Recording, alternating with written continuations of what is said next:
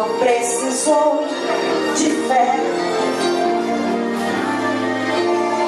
para o bem da união da costela de Adão.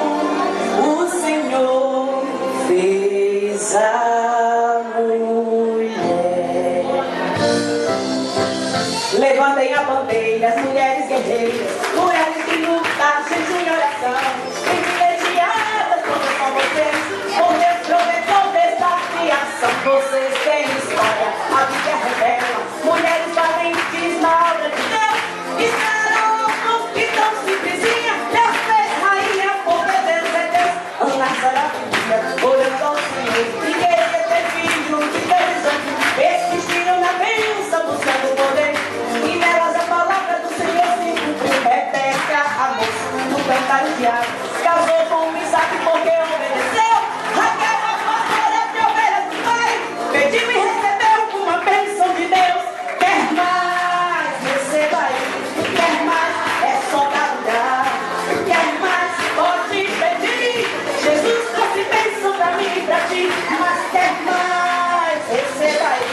Quer mais? É só dar. Quer mais? Pode pedir. Jesus trouxe bênção pra mim e pra ti. Aleluia!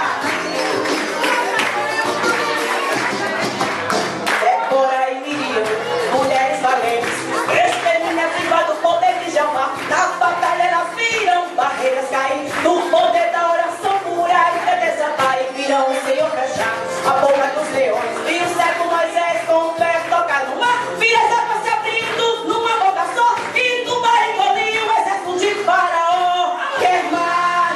Receba aí! Quer mais? É só dar. Quer mais? Pode pedir.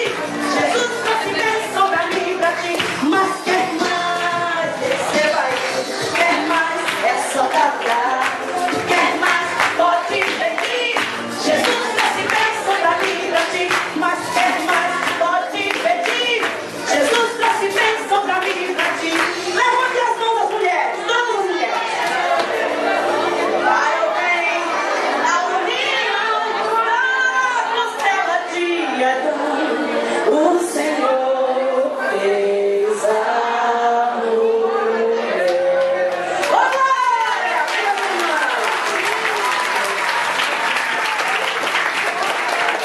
Fica aí que eu vou tirar uma foto.